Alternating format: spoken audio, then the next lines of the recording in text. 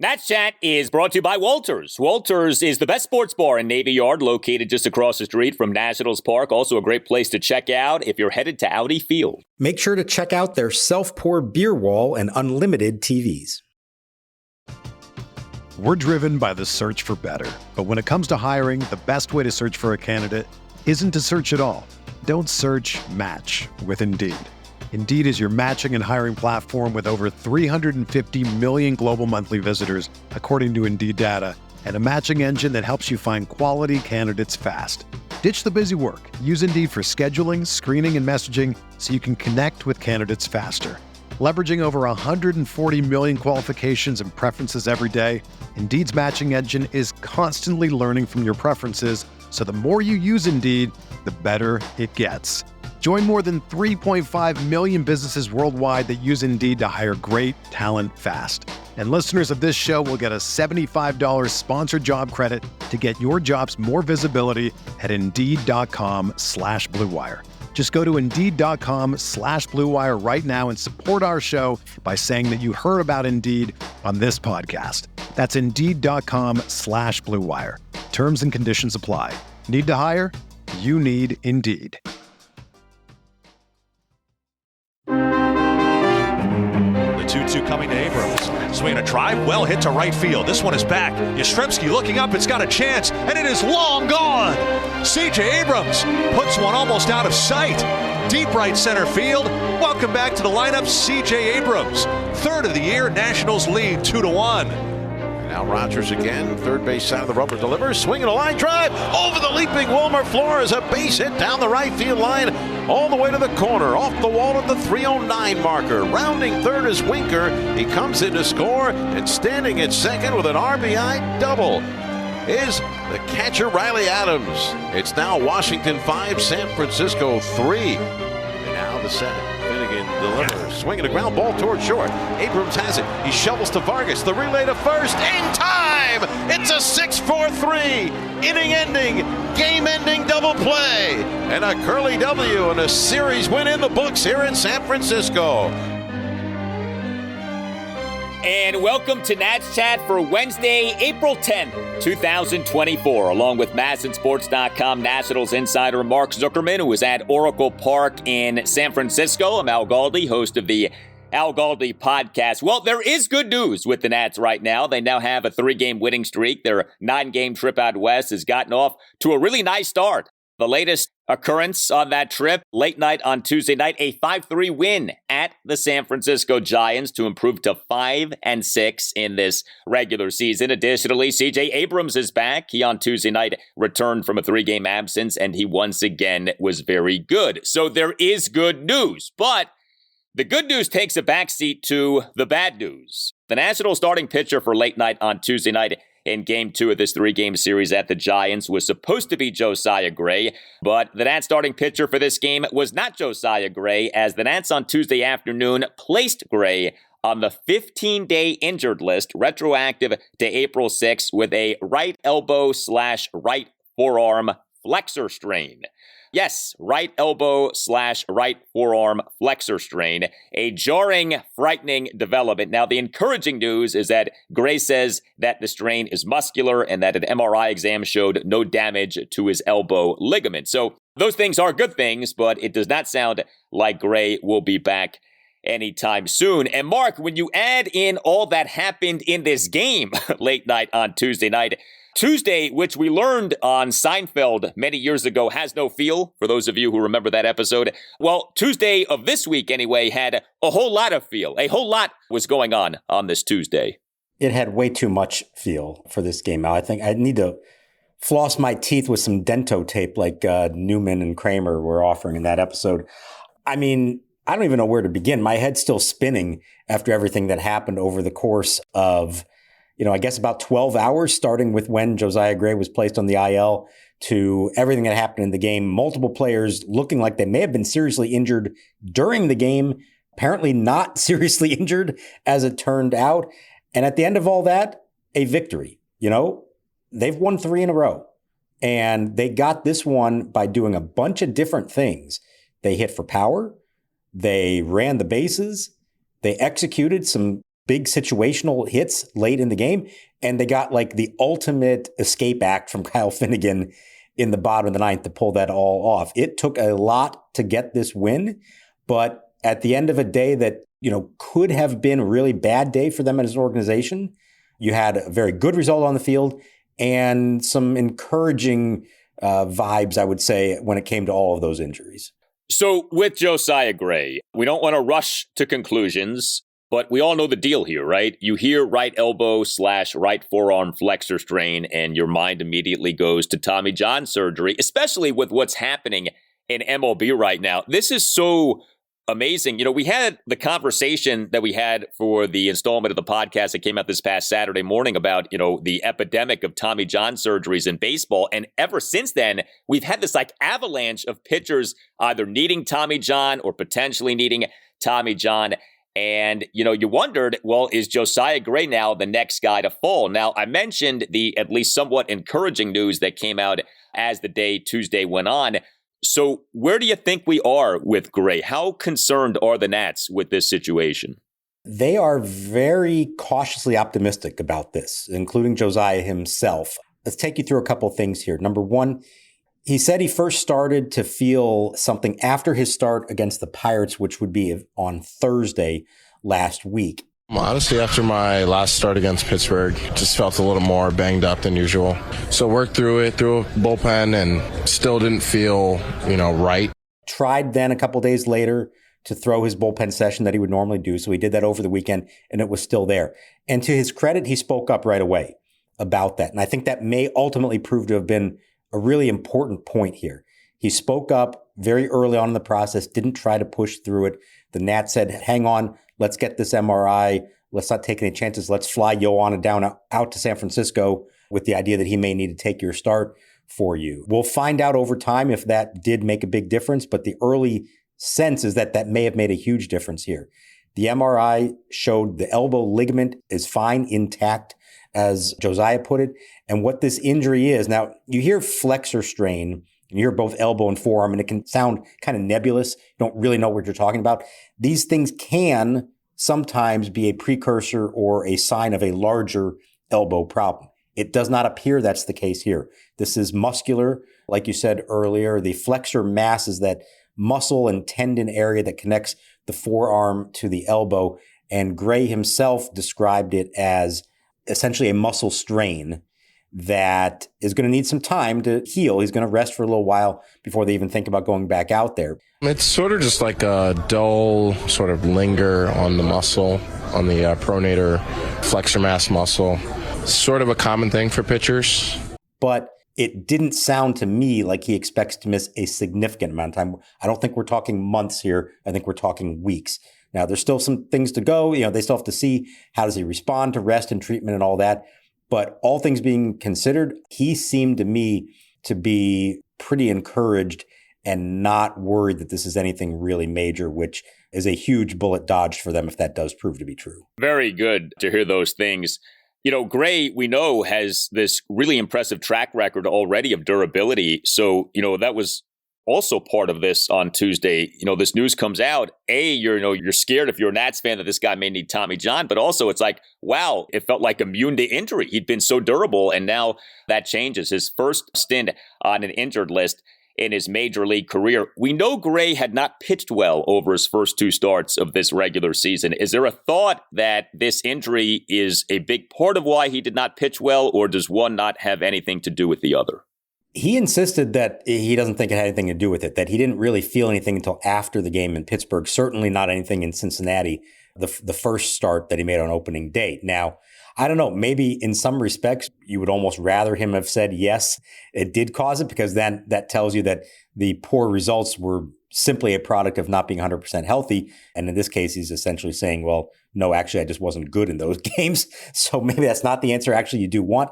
But he said it didn't really become an issue until after that second start. Obviously, he didn't pitch well. He wasn't happy with that. Like you said, I think it's really significant here that this is the first time he suffered anything. He had one 6-week stint in the minors with the Dodgers with a shoulder issue, and that was it. And he said that after that happened, he sort of vowed to himself, like, I never want to do that again. I never want to go through another prolonged absence like that. Now, there's only so much you can do as an athlete. You can try to protect yourself as much as possible, and sometimes things are just going to happen. But he does pay a lot of attention to his body, his arm, all the work he does between outings. And he took a lot of pride in being able to say that for the last 2 seasons, since he reached the big leagues, he had never had to miss a start for an injury reason. The Nats skipped a couple of his starts along the way 2 years ago to try to limit his innings, but he had never had to miss a start because of injury. He was very proud of that, and I think this kind of hurts him that now he has to miss at least some with this. But it does seem like it could have been a lot worse, and if we're going to take him at his word, it doesn't seem like this really had anything to do with the way he pitched in those 2 games. Hey, Al Galdi here for Window Nation. Baseball season finally is here. Spring finally is here. And that means a great offer from Window Nation for listeners of the Nats Chat podcast. If your windows are cracked or leaking and or won't open or stay open, now is the time to call Window Nation, which is offering the following deal to listeners of the Nats Chat podcast. 2 free windows for every 2 windows that you buy, plus 0 down, 0 interest, and 0 payments for 24 months. Call 866-90-NATION or visit windownation.com and make sure that you tell Window Nation that you want the deal that you heard about from Al Galdi on the Nats Chat podcast. Upgrade the look, feel, and value of your home with great new Window Nation windows. Window Nation is the best, and take advantage of the offer. 2 free windows for every 2 windows that you buy, plus 0 down, 0 interest, and 0 payments for 24 months. 866-90-NATION or windownation.com. That's 866-90-NATION or windownation.com. And make sure that you tell Window Nation that you want the deal that you heard about from Al Galdi on the Nats Chat podcast. We're driven by the search for better. But when it comes to hiring, the best way to search for a candidate isn't to search at all. Don't search, match with Indeed. Indeed is your matching and hiring platform with over 350 million global monthly visitors, according to Indeed data, and a matching engine that helps you find quality candidates fast. Ditch the busy work. Use Indeed for scheduling, screening, and messaging so you can connect with candidates faster. Leveraging over 140 million qualifications and preferences every day, Indeed's matching engine is constantly learning from your preferences, so the more you use Indeed, the better it gets. Join more than 3.5 million businesses worldwide that use Indeed to hire great talent fast. And listeners of this show will get a $75 sponsored job credit to get your jobs more visibility at Indeed.com/Blue Wire. Just go to Indeed.com/Blue Wire right now and support our show by saying that you heard about Indeed on this podcast. That's Indeed.com/Blue Wire. Terms and conditions apply. Need to hire? You need Indeed. Hey, it's Kaylee Cuoco for Priceline. Ready to go to your happy place for a happy price? Well, why didn't you say so? Just download the Priceline app right now and save up to 60% on hotels. So whether it's Cousin Kevin's Kazoo Concert in Kansas City, go Kevin, or Becky's Bachelorette Bash in Bermuda, you never have to miss a trip ever again. So download the Priceline app today. Your savings are waiting. Go to your happy place for a happy price. Go to your happy price, Priceline. Here's your Dylan Cruz and James Wood update, and it's a good one. In Altoona, Cruz had his best game of the season for AA Harrisburg, 4 hits, including a double and a homer. And in Buffalo, James Wood had a pair of doubles for AAA-Rochester. A few more notables for the Senators on Tuesday night. Nick Senzel, 2 hits and a rehab start at third base, and 2 hits for Robert Hassel III. Now back to the show. Lipscomb's way off the line at third, the 0-2. Line drive toward the middle. Abrams on 1 bounce, has it, whirls all the way around, outfield grass, 2 hops to throw, and Meneses the stretch, picks it out of the dirt, and Conforto is out. Oh, C.J. Abrams acrobatic from deep on the outfield grass, whirled around, and purposely bounced the throw. Meneses digs it out, and they get the third out on a very fine play. The Nats now are 5-6. Now, the corresponding roster move to the Nats placing Josiah Gray on the 15-day injured list was them recalling pitcher Joan Adon from AAA-Rochester. The Nats did not call up Jackson Rutledge, and I think that's an interesting conversation. But to Joan Adon's credit, he in this 5-3 win at the Giants late night on Tuesday night was fine. I mean, I don't want to oversell what he did, but I think given the circumstances, Joan Adon did what you reasonably would want him to do. 1 run in 4 innings. Gave up just 3 hits, all of which were singles. Now, he did issue 3 walks. He recorded just 2 strikeouts. He did throw a good number of pitches, 72 pitches, 42 strikes versus 30 balls. But look, this is a guy who at the major league level these last 2 seasons has not pitched well, okay? Let's not sugarcoat this. And so you have that, you have this being an emergency start.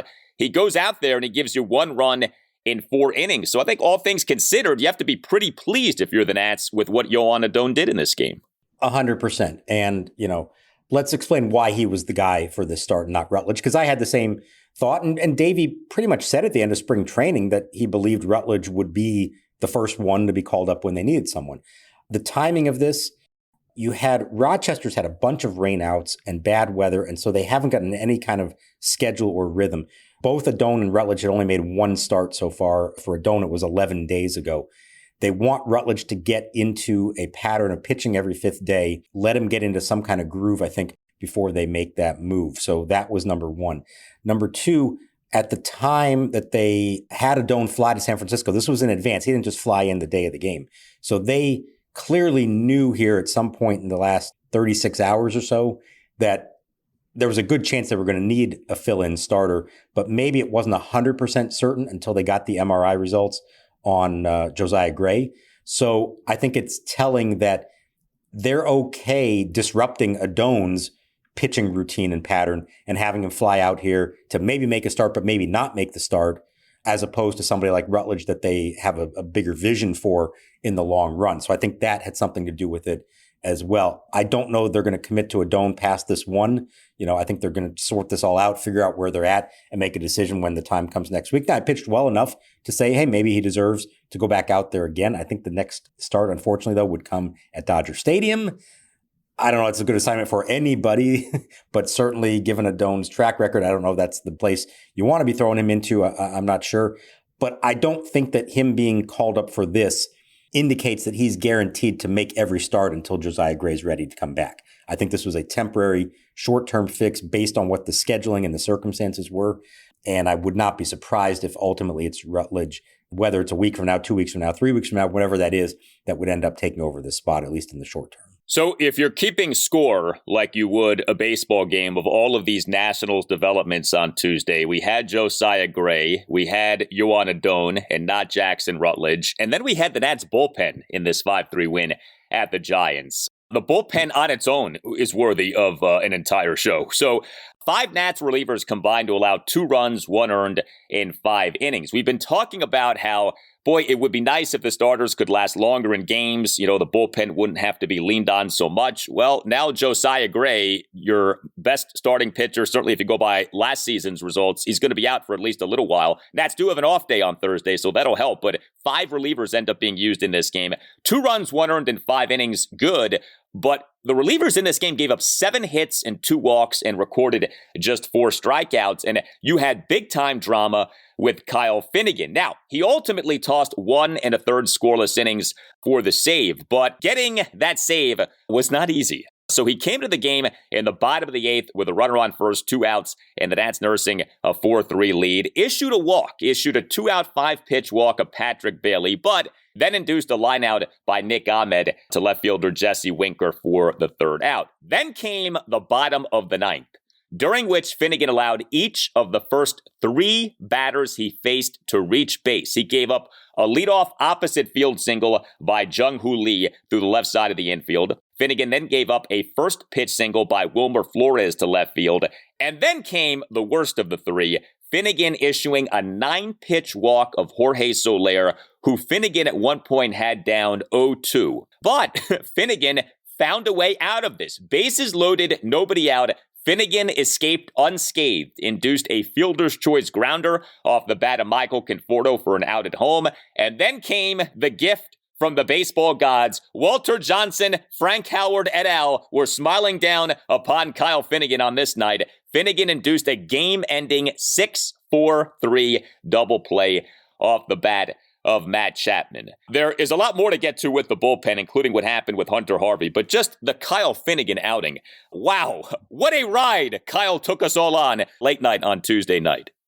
I don't know if Chad Cordero was watching this. He lives out on the West Coast, so he may have had this one tuned in because it wasn't late night for him. But I'm sure he had a smile on his face because he was involved in more than a couple of these kind of save situations. Load the bases and then get yourself out of it the way that Finnegan did. Look, I'll be honest, given what we have seen from Finnegan, particularly the game in Cincinnati and some other shaky ones since then, I wasn't all that confident that he was going to get out of this thing. I certainly figured at least one run was going to score, maybe the tying run as well. So for him to get out of that without anybody crossing the plate, that was huge. The Soler at bat was a real battle. And this is a guy who killed the Nats last year when he was with the Marlins. So I think Finnegan was particularly invested in that at bat and not wanting to give in to this guy. And so when he did walk him, as troublesome as that is, I think deep down he almost felt like, well, okay, at least he's not going to be the one to beat me on a game-winning homer. You know, we got the bases loaded now. Let's try to get out of this against the others. And once you get the bases loaded, his philosophy was get the ball on the ground. You know, he does throw a hard sinker. He was trying to keep it down in the zone, induce ground balls, and it's exactly what he got. I was interested. We were all in the press box on the first one, the comebacker. He flips it to Riley Adams at the plate, and Adams thought for a split second about going for the double play at first and then held up. And we were all thinking, like, why wouldn't you make that attempt? Go for it. And then in the back of my mind, I'm thinking, you know what? He doesn't want to throw it away. Now all of a sudden the game is tied if he does that. And the double play is still in order at that point. You have a force out at every base. Maybe it wasn't the worst thing to play that conservatively. And then wouldn't you know what happened? Ground ball to short. Taylor made the easier double play 6-4-3 to get out of it. So I don't know if in the big picture it makes a difference for Kyle Finnegan to get out of something like that or not. I just know that when the situation arises again, and surely it will at some point, at least somewhere in the back of his mind, he can think to himself, hey, I've been here before. I got out of it. It can be done. It doesn't always have to be disaster once I start putting guys on base. But whew, that was a roller coaster ride of a bottom of the ninth. Yeah, Kyle Finnegan has been there before. I would argue he's been there too much. He has visited this place too much. And I think this is part of the issue with Finnegan. When he's good, he's really good, but he too often isn't as good as you want him to be. And there's too much drama. He has a lot of outings like this. And I mean, a salute to him for escaping this. But man, you are flirting with disaster when you do as he did in this game. Now, Davey Martinez summoned Finnegan for a 4-out save because of what happened with Hunter Harvey. Bottom of the 8th, Harvey faced 3 batters, got 2 outs. He recorded 2 outs, but then gave up a 2-out infield single by Mike Yastrzemski on a line drive that went off Harvey's left hand, his glove hand. And then Harvey, in trying to make the play, slipped and fell. Harvey, the 0-1, swung on, shot, knocked down by Harvey, rolling back toward the plate, and then he slips and falls down, trying to make the play, and he felt that one, got him on the left wrist, and out comes Davey Martinez and Paul Assar, the Nationals Director of Athletic Training. That almost seemed as dangerous as him getting struck by the baseball, because that's how you tear a knee or an ankle or, something like that. Now, I know Davey, during his post-game session with you guys early Wednesday morning, said that x-rays on the hands of both Harvey and Joey Gallo were negative. Gallo got hit by a pitch in the top of the 8th, but where are we with Harvey here? Looks like he dodged a bullet as well. That looks scary, and just knowing him, the way he reacted to it made me think that he knew it was bad. Or at the very least, he was really frustrated. We know the injury history, and we know in a lot of cases for him, it has been freakish stuff. It's not, he's just, his arm is worn down and something went wrong, but like just weird things. And this certainly qualified. He was in self-defense mode, trying to get his glove up to prevent being hit in the face. Davey even said initially he was worried that the ball got him in the face somewhere. It didn't, thankfully. The force of it knocked the glove off, and Hunter said his hand went numb. So it's not like he could even hold on to the glove at that point. Agreed, weird thing where he's going for the ball and he like slips, and you're like, what's going on here with all that? The x-rays were negative. It is swollen. This is the kind of thing that like you got to wait, I think, 18, 24 hours and see what it looks like the next day. But nothing broken. It is his glove hand as opposed to his pitching hand. So that's maybe a little bit encouraging there. So I think they avoided anything really bad there, but it may be the kind of case that he's going to need a few days at minimum just to let the swelling go down. I guess the good news is it was an off day.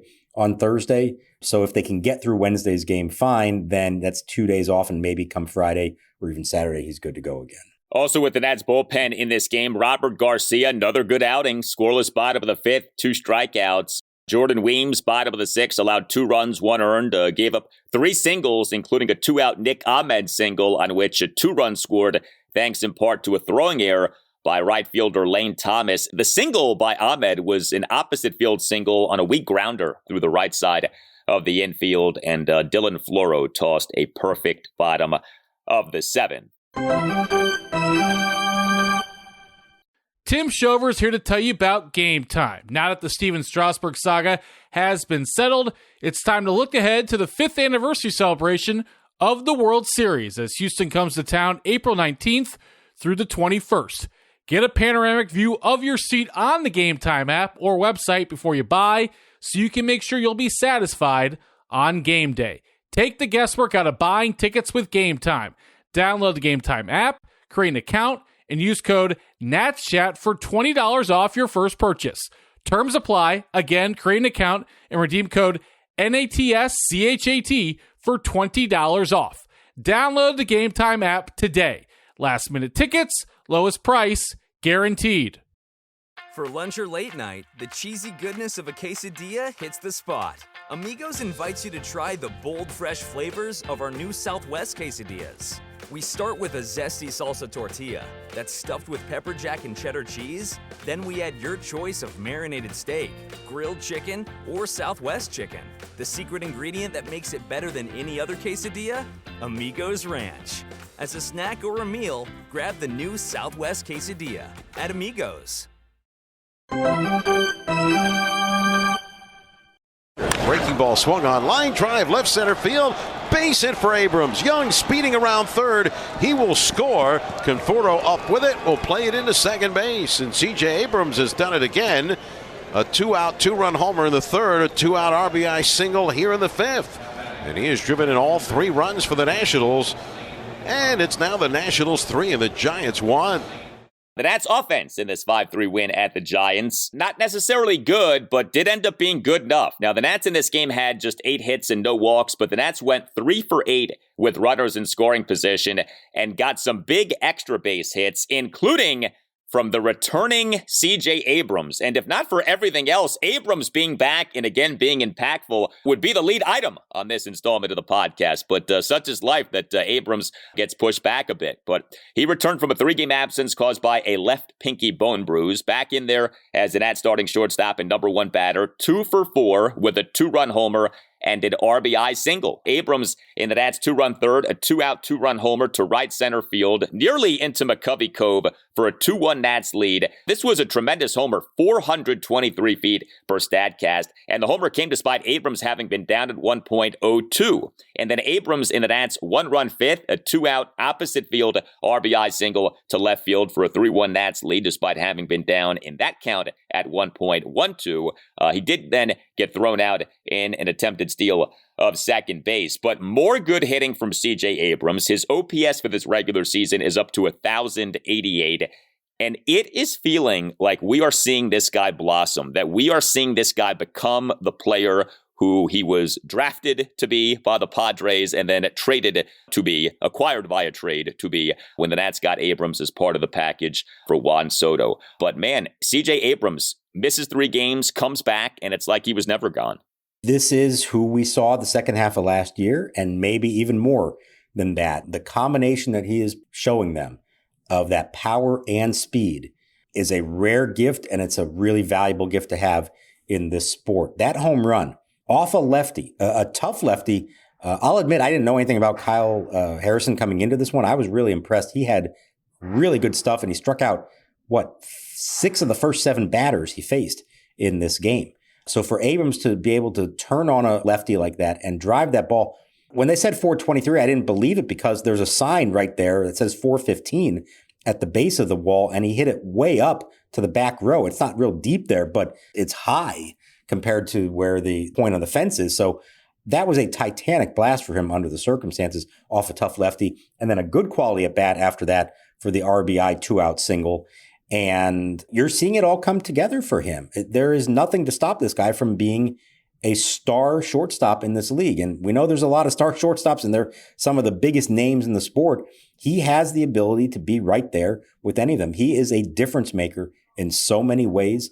And while they did get by without him the last couple of days, his return made such a difference. It's a presence in the lineup that I think is hard to duplicate. So to me, that was a huge thing to get him back, and certainly did not miss a beat at all in this game.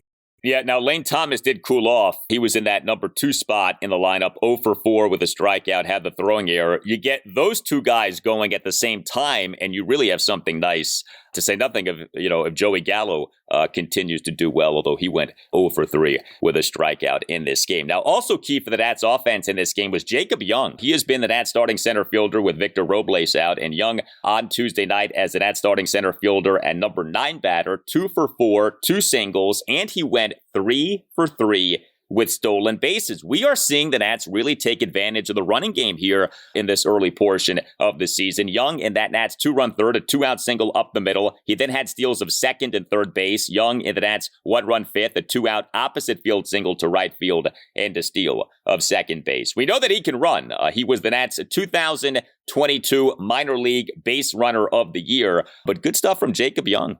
He's done a nice job filling in here for Victor Robles. Got a chance to start a few games because they've been facing a bunch of lefties. And you see what he is capable of doing if he can get on base. He did a nice job to get on base twice. And then even on one of those, when he gets picked off, he just kept running and beat the throw to second base. So that's not something that everybody can do. This is a remarkable stat, I think, for the team.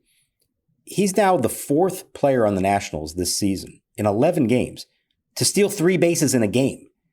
4 different guys, 3 stolen bases in 11 games. There's only 3 other players in the majors that have 3 stolen base games right now. The Nats have 4 on their own.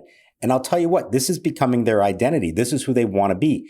If you can't beat them with power, and we know that's not really their strong suit, you got to have other ways to do it. If they can run the bases like this, execute fundamentally in spots like they did late in this game to score those runs, and have the occasional home run at the right moment like you had with Abrams in this case, or Lane Thomas the night before, that's a way that you can be a productive offense. You don't have to do it only with the long ball. Yes, you would love to have that ability, but they don't have that, and they know that.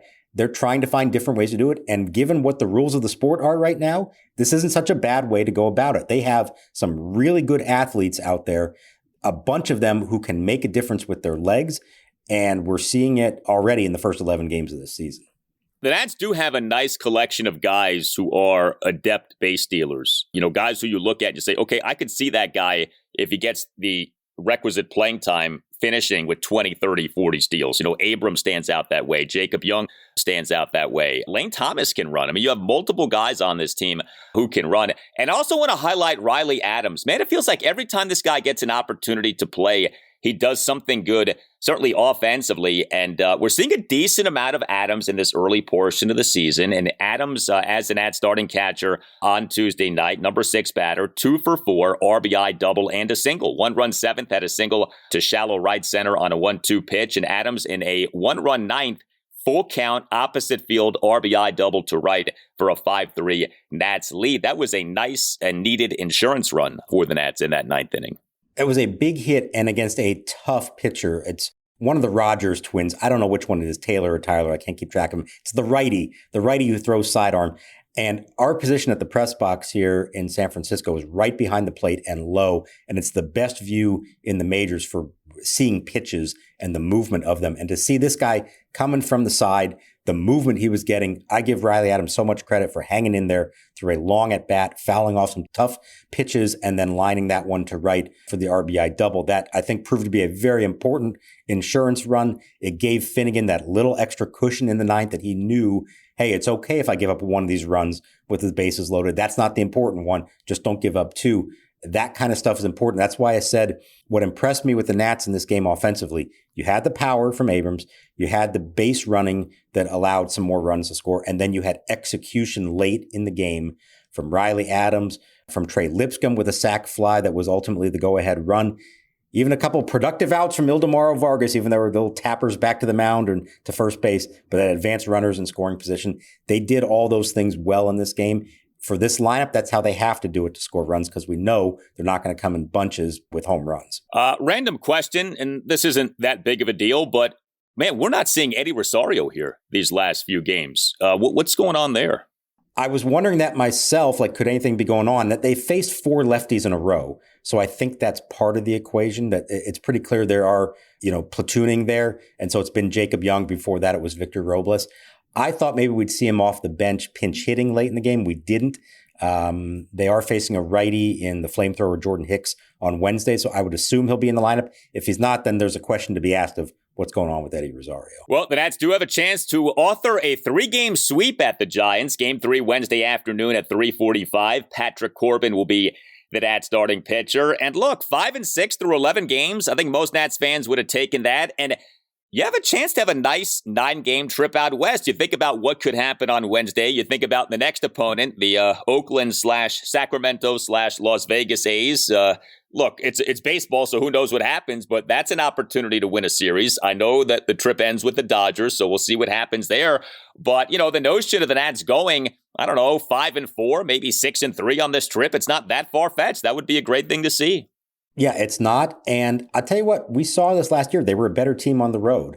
They seem to play well on the West Coast for whatever reason. I don't know why that is, but they're starting to come together, and I think starting to build a little bit of an identity of who they are as a team. They're not perfect. They've got plenty of flaws about them, obviously. Some injury concerns now cropping up, but they have an ability to win games in a different way than we've seen from in the past. And every time they win a game like this, there's some growing confidence, I think, in that clubhouse as well. All right, so we've talked about how we this season are putting forth shout-outs for listeners of the Nats Chat podcast. You can email Tim Shovers if you'd like to have one done for someone who you care about. The email address is natschatpodcast@gmail.com. We have a very special shout-out that we want to deliver right now. This comes from Andy, Carol, and Kira, and it is a happy birthday shout-out to the man who runs the Nats Chat podcast, the face that runs the place, Tim Shovers. A very happy birthday to you from not just your family, but also from Mark and myself. Tim puts in a lot of work for this podcast. This podcast was his vision. He is the man who is responsible for this thing being what it has become. I give Tim a ton of credit for it. I think we all appreciate the work that he does. And Tim, you work a lot, so I don't know to what extent you can enjoy your birthday, but to whatever extent you can enjoy your birthday, please do, and have a happy birthday. Well, I'm just thinking as you're saying that, I'm looking at the clock on my laptop here, Al. It's 2:13 a.m. on the East Coast.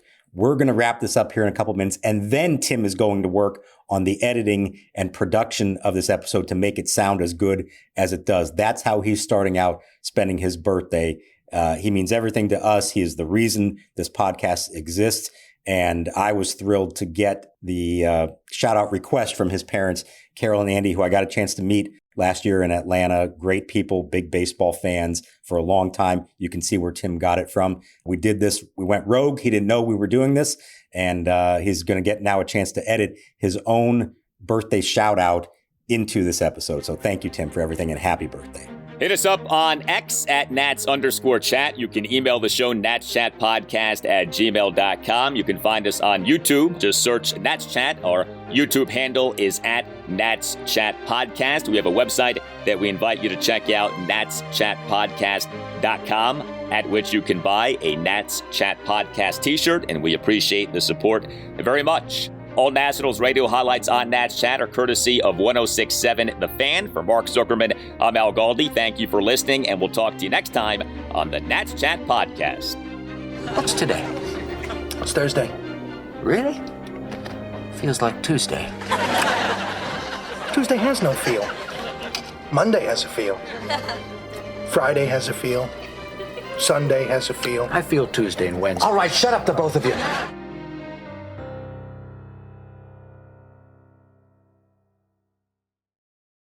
For the ones who work hard to ensure their crew can always go the extra mile, and the ones who get in early so everyone can go home on time, there's Grainger, offering professional-grade supplies backed by product experts so you can quickly and easily find what you need.